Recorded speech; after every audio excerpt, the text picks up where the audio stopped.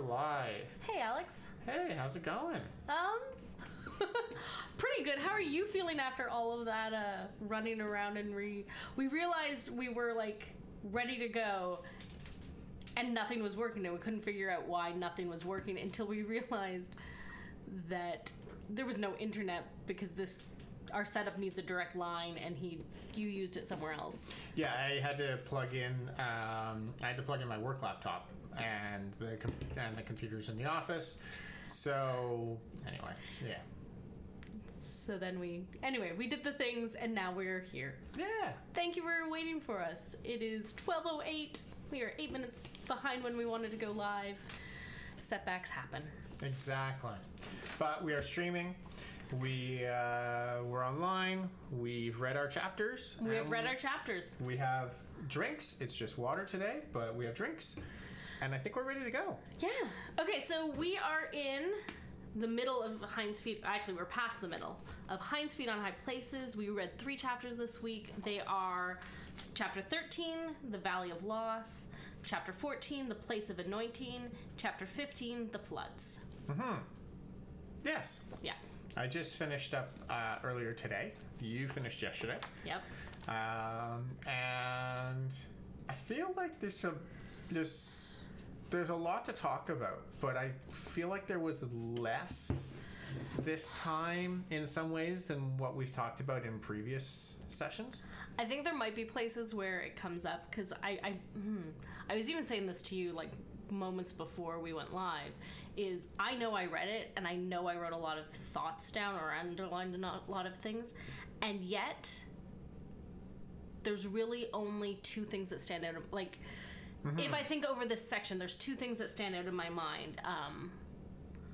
One is in the second chapter that we read where they're going up in the chair and all I had a vision of was like a chairlift. Yep.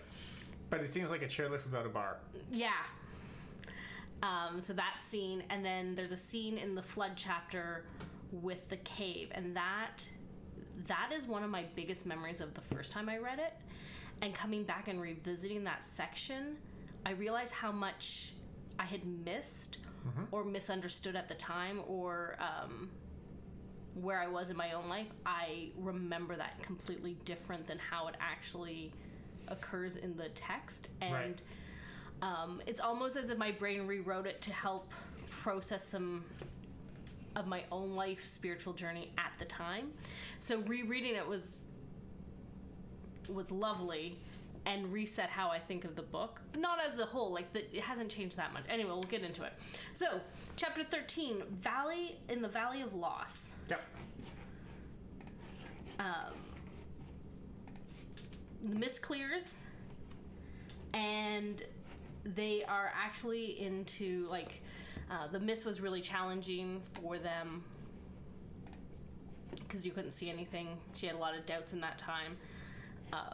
But they come to this precipice, and it's, to their surprise, actually plummeted straight down into the valley. Yeah. And it's so interesting how I think in our spiritual journeys there are times where we cycle through similar patterns or similar lessons to get a second chance at them. Exactly as in the beginning journey when Much Afraid had been led down to Egypt. So, when they went to Egypt or when they went to the desert at the beginning of her journey and she turned away from her goal, her destination, what she thought was her future, there was a moment of surrender to go in the opposite direction. And this is the exact same moment of she wants to go up and the path goes down and it goes into a deep valley. Yeah. I believe the way it's described is it feels like going right back down to where she started from, the Valley of Humiliation, with how far down it goes. Well, and I think there's even a line where it's it's even deeper than that initial valley. And she's standing there. I highlighted this in my book as page 172. It was not the way which she naturally wanted to go. Now she could make her own choice. Her sorrow and suffering could be ended at once, and she could plan her life in the way that she liked best without the shepherd. And so she's at this moment. It's the first time she's really felt I could choose. Yeah. And her reaction, she pauses in that abyss of, I don't want to go down into this valley. And then she yells out for the shepherd. Yep.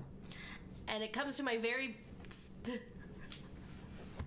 it comes to that very place that I hated at the end of the last chapter, because she calls out to the shepherd. They have this beautiful moment, and then she says, "You can deceive me, Lord." And I don't know, I still have problems with it. Yeah, I had the same moment. Yeah. I do like this, though. At the end of her speech, "Don't let me turn back. The path looked so wrong, I could hardly believe it was the right one." And how many times in life does the right path sometimes look like the wrong path, in the sense of it's illogical or it's counterintuitive? Giving something up that you love when you don't know if you're going to get something better. Mm-hmm. Okay, that... She builds another altar, adds another stone to her bag.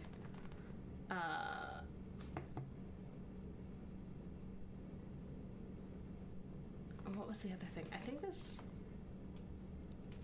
Okay, so later in the story, as they're going through this valley, and there's a lot of talk about the valley and how low it is, and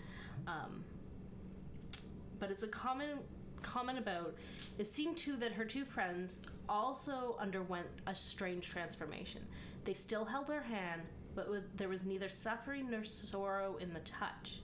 It was as though they walked close beside her and went hand in hand simply for friendship's sake, for the joy of being together. Yeah. And Much Afraid, even now, has her core nature is still fear, which is why her name hasn't been changed. And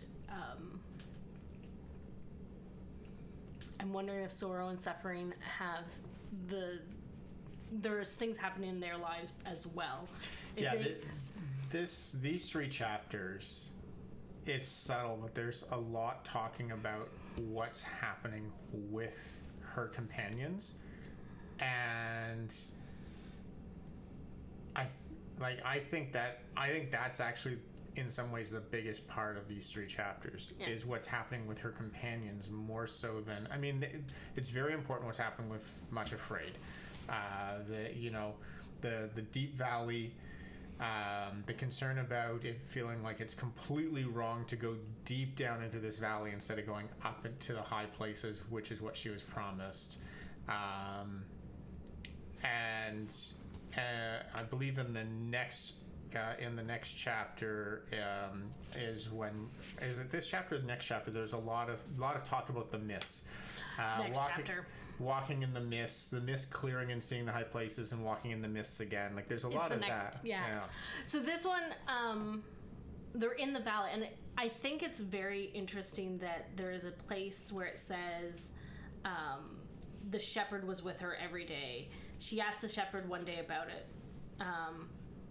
For the loveliest part of this sorrow or this loss is that he often walked with them down there.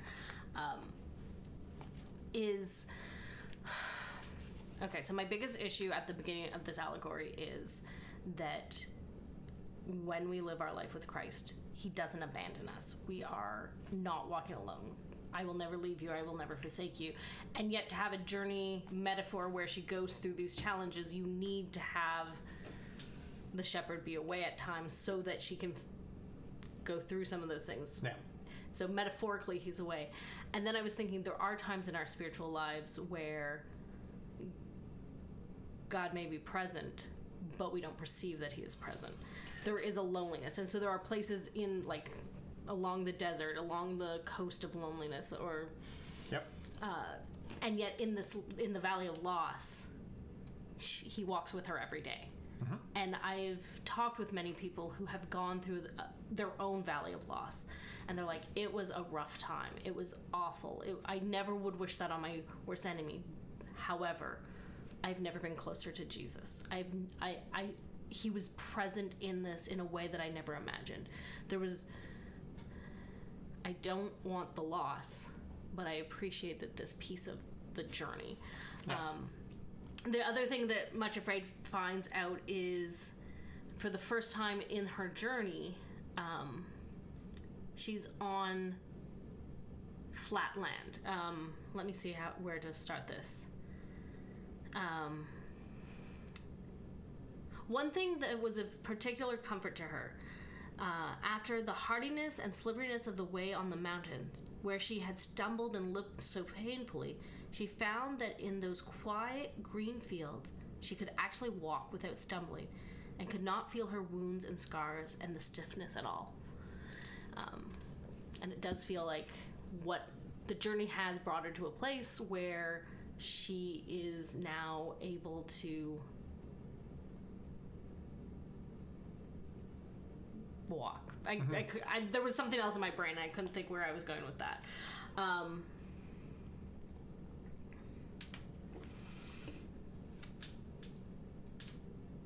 And then this is the last thing I think no, there's something on the last page that I underlined as too. So she's talking to the shepherd, and he only remarked quietly that the important things about altars was that they make possibilities of apparent impossibilities. Right, because she talks about how the altars that she put up did not seem to her to make the travels any easier. Up until this point, and then the altar she makes in the valley, it has, going into the valley she made an altar, and it has been a comfort to her. And yes. There was also this interesting line, love is beautiful, but it's also terrible. Yeah. And this line, he will never be content until he makes me what he determined that I ought to be. And I think this is a book about transformation. And I think this is one way the journey can look. There's a lot of these places that in a spiritual journey you will go through. I've read it in many different bibliographies of Christians who have gone before us. And yet I think there's a piece of grace missing in this. Yeah, that one, I remember that line sticking out to me as a wait, what? Because it makes it feel like if we do not change the way Jesus would like us to change, he's disappointed in us in the way that it's phrased. Yeah, and that can lead to a lot of unintentional guilt, or guilt that we put on ourselves that God has not put on ourselves.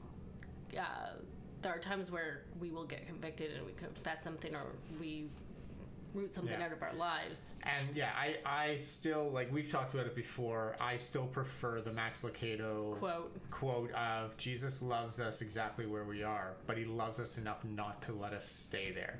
So if we put all our heart into trying to follow the path that Jesus has put in front of us, and through that we change and we get better and we become more like him, he will love us. If we miss that and we spend our whole lives not doing that, he doesn't love us less. We're just disappointed in ourselves. I think that's something to ponder, like how that all balances out. Yeah. Right? Like he still loves us. God still loves us for who we are. But he's put in place a path that we can follow. He's given us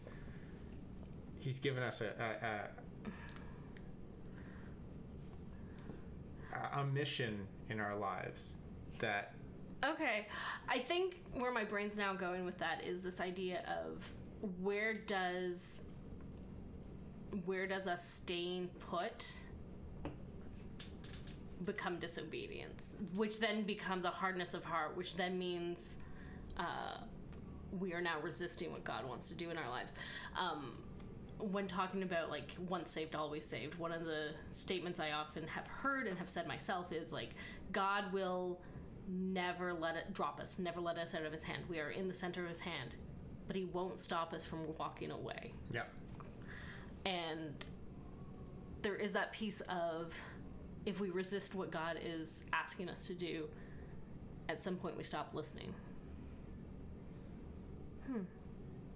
I had something else in my head to go, like a next But I think that's where it is. So Much Afraid ends the chapter with, I wonder what he plans to do next, and if it will hurt very much indeed. Yeah. And yet she's not she is still fearful, but it doesn't feel like earlier in her journey. Her name Much Afraid doesn't change over these 3 chapters, but her being fearful of what is happening is described a lot less in these 3 chapters than in previous chapters. So they come to a little hut in the okay, so we're now in the place of anointing, and I found this more of, yes, it's a place of anointing because there's something that happens later in the chapter, but I felt it was more the place of graceful living. It felt like a respite and a recovery time. So, yeah, we're not going to get into entire sanctification, but I had this idea of, like, there are times where we make surrenders, and the piece that comes after that, life is just different. So they come to a cliff that's the steepest and the highest, and overhangs was a cable that's suspended, and it's essentially a chairlift or a gondola of some kind. Much Afraid is a little giddy and panicky. Again, they use giddy in a way that I'm like, that's not how I use the word giddy. Yeah, as you said, there's no bar. Nothing to prevent her from casting herself off the chair if the urge should come upon her. I have to say, I have gone up slow chairlifts or been on a chairlift while doing downhill skiing, and it just stops because someone fell at the bottom or at the top, and I've looked down and I'm like, yeah, it's not that bad a drop. I could probably just lift the bar and just drop out and go down from here. So I understand that. Yeah. I've never done it because safety says you don't do that. That's how you break a leg and hurt yourself. But I've definitely contemplated it. I wonder if it would be doable. Yeah. Okay. So they step out of the chairs and they have reached the borderlands. They have now reached the beginning of the high places. And it's really just describing like this beautiful time, rays of glory, purple flowers.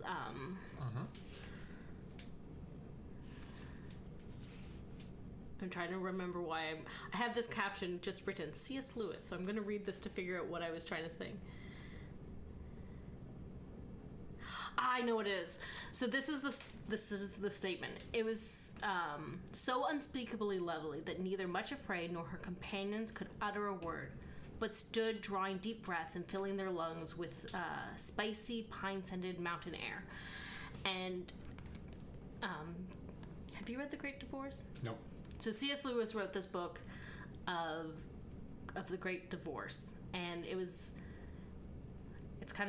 not heady, but it's kind of a heady thing to get your concept. So he sets up his imagination of what hell might be like, and it's this very dismal, lonely place of abandonment and suffering, and people really continuing the worst of how they are in this life in the next.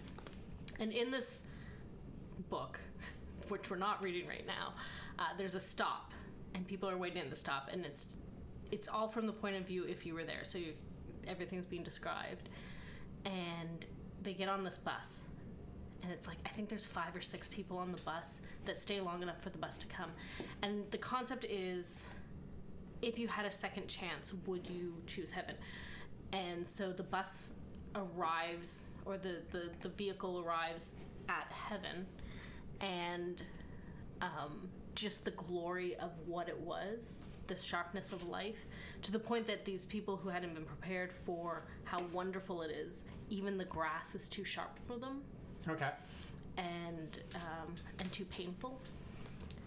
Anyway, the way it was described as beautiful just reminded me of the description of heaven in The Great Divorce.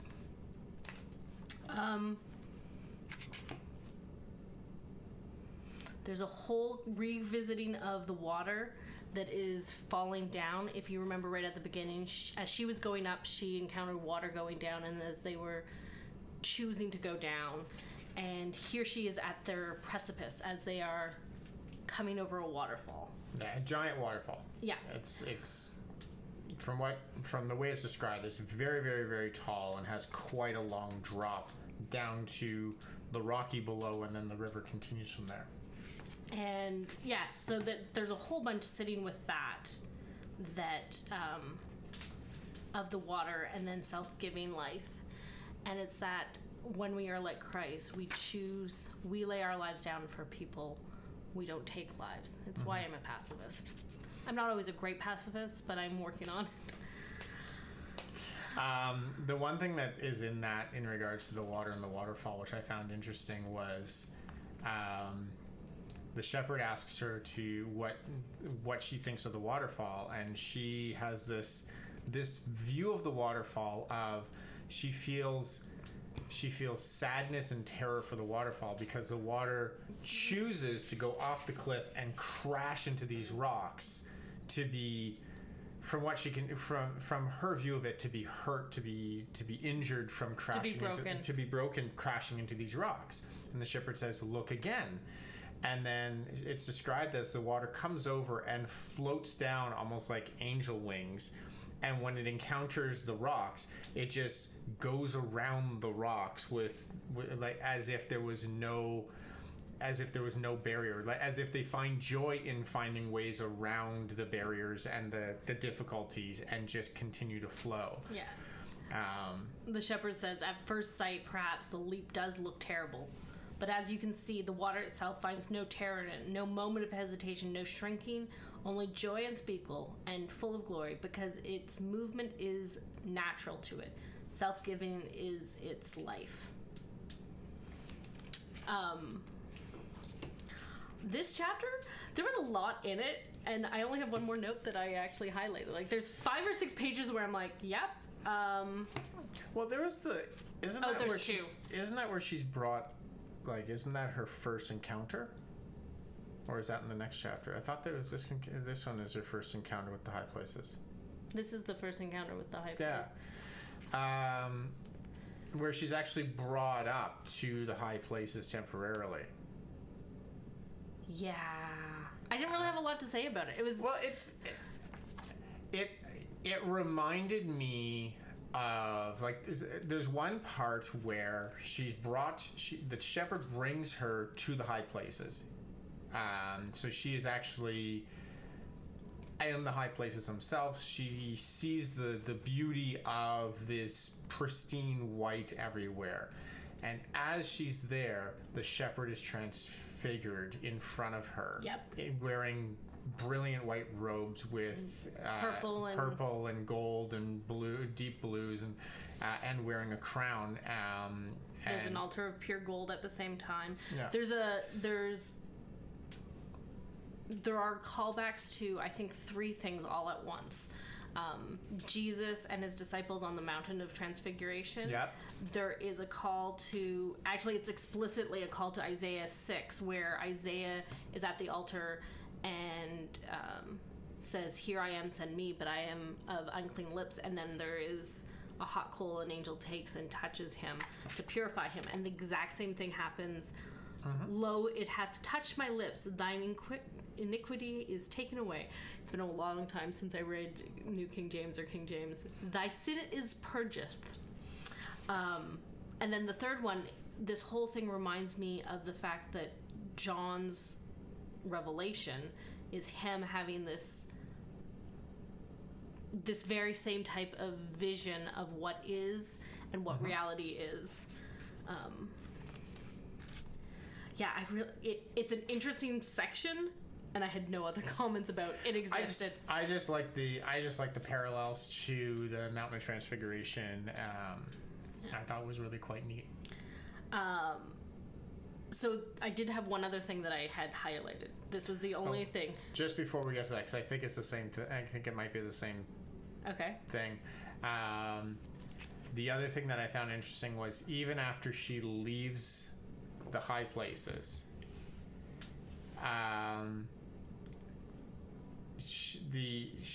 it's described that the shepherd's expression has now changed from what it was before. Like, so they come back, the transfiguration has ended, he's back in his normal attire. But his face is the same. His face has changed. It has that authority and power that she saw when she was there, which I thought was quite interesting. Okay, so we're going to go back in the chapter slightly to right before that happens. They're in the borderlands. They're in the start of the high places. Not for a single hour was he parted from them, but they walked and talked with them. There's been a number of times where the shepherd has been with them like this, but this is the line that really caught me. He taught them many things about the kingdom.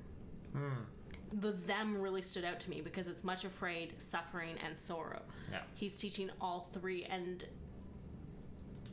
yeah, the journey of all three, I think I didn't notice the very first time I read it, and I am noting more and more on the second time reading it of the significance of sorrow and suffering and how they're not always their namesake. Right. There was something else I wanted to say about this in general, but I can't think what it was. Is it? I thought it was in that chapter as well when sorrow and suffering talk to the shepherd. Ah, yes, it's right at the end. It's very sad. There is a moment that Much Afraid doesn't hear. They ask him. Let me This see. is sorrow and suffering. Sorrow and suffering. Lord, what place is this where we have been resting and refreshing ourselves? He answers them, this is the place which I bring my beloved, that they may be anointed in readiness for their burial. Much Afraid did not hear these words, for she was walking a little ahead, repeating over and over again, he said, dare to begin to be happy, for the time is not long now, that I will give you your heart's desire. So these two things are both true, and yet are very much in contrast of each other. Mm-hmm. And then the floods come. Okay, so the path leads up.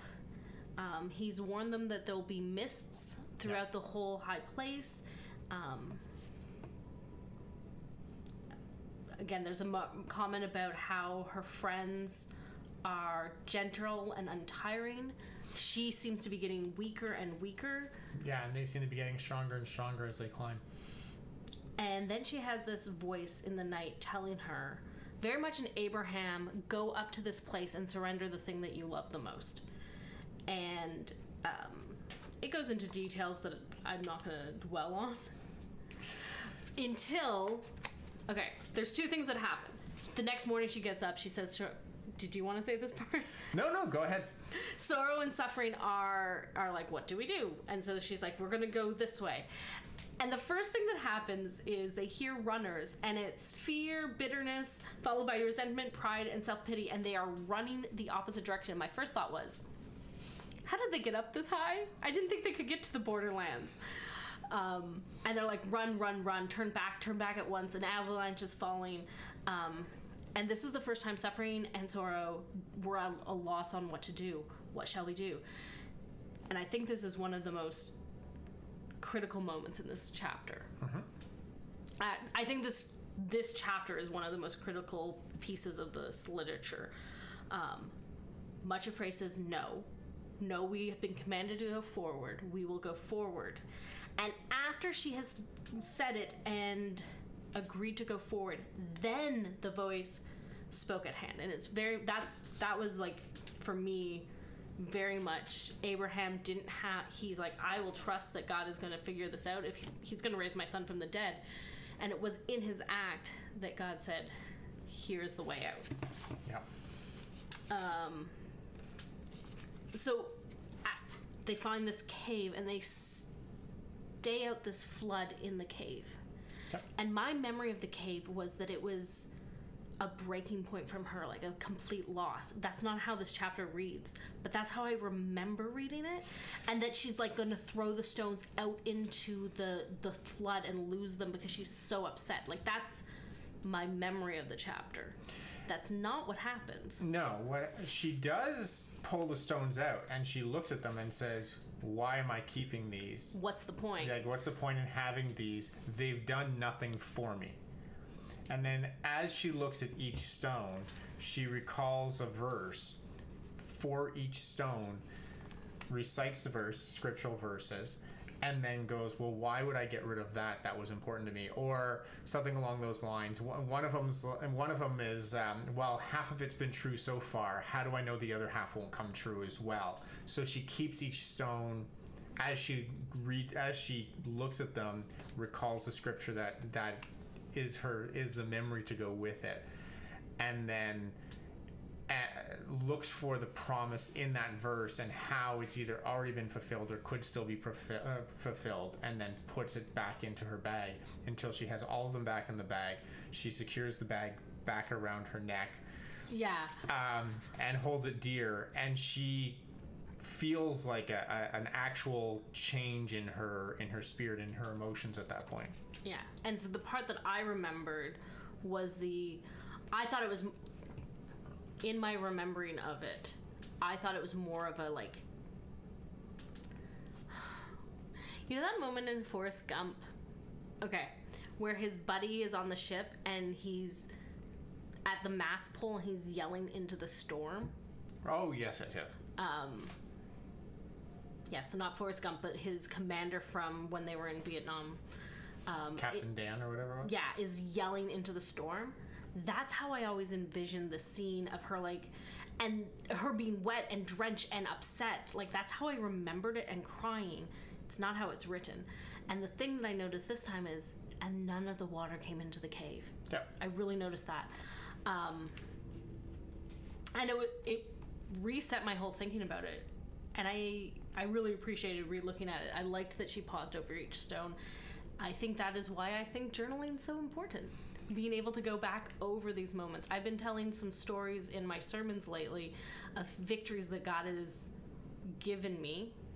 Times of commitment, times of hearing from Him and then trusting. And in retelling the story, I'm mentally doing the same type of thing of continuing where I am because of what has happened before. Right. And then this chapter ends with her by a pool. She can't drink the water. It's bitter. Lord, it is not that I will not, but I cannot. And then he says, take some of this tree. It's actually very much like a Moses moment. Break off a piece, and then she drinks it, and she picks up her 12th and last stone beside the bitter waters and puts it in her bag. And that ends the chapter. Yep. So next we have Graves on the Mountain, because there is going to be a death of sorts. We've been foreshadowed. After that, we actually start, you're not going to be able to read it, part 2. So this week, Joy Cometh in the Morning. So part 1 was Weeping may endure for the night, joy cometh in the morning. Mm-hmm. And we will be reading the first 2 chapters of that part. They are titled Healing Streams, Hinds' Feet. Yay! So chapter 17, Healing Streams. Chapter 18, Hinds' Feet. After we read Graves on the Mountains. Right. And that'll be our penultimate stream. Stream. You love that. You love that word. Yes. So next week will be our second to last stream regarding the book. We'll read our next 3 chapters. And then our last week we have 2 chapters. Yep. And that is all. Yeah. All in all, did you enjoy these 3 chapters? Yes. I had that one carryover from my concern about it. And I would love to sit down and talk to her about what she intended and what, if she was still living, what was her intent? What had she experienced that put that you may deceive me? Right. I have issues with the language, but maybe if I understood her own experience or what experience had led her to say that. Or maybe possibly she means deceive in a different way. Yeah. This way she means giddy in a different way. Yeah. I don't think etymology, I don't know if the word deceive has changed much. I wonder if it's in our Matthew reading this week, we had the story. No, in your Luke reading. I just know we talked about Jairus' daughter. Yep, Luke reading. And Jesus said, she's not dead, she's alive. She's just sleeping. She's not dead, she's just sleeping. And everybody in the room knows that she is dead. Yep, and they laugh at Jesus for saying that. And I don't think Jesus was lying. I think he just perceived death differently than we do. That's how I interpret it. Yeah, and it's interesting because we went through, over the fall and beginning of the new year, we went through the entire book of Mark as a study. And we had got to that same story in Mark, and we had the discussion of, was Jesus lying? And there was a lot of kind of back and forth and people kind of looking at it from different sides. But one of the things in Mark is, it never says that the girl was dead in Mark. In Luke, it does. Yeah, in Mark, it's don't bother coming. She has died, and it's the perception of the people that she has died. And Jesus says she's not dead. She's just sleeping, and then she brings her back to life. In Luke, it says he held her hand, said, "Get up, my child," and the life returned to her. And she gets up. So it actually does say in Luke that she was risen from the dead, that she was dead and life came back to her. So I've always assumed that in Mark too, because I think I knew both stories. Yeah. And I don't even think the question is, was Jesus lying? I wonder at times, did his disciples think he lied? And what? Because my thing, Jesus didn't lie. He doesn't lie. So how did that affect their perception? And again, I think it's because he was speaking about understanding life and death differently than we do. Yeah. Okay. Hinds feet, high places. That was not the discussion I thought we were going to end on. We'll be back next week. All right. Bye.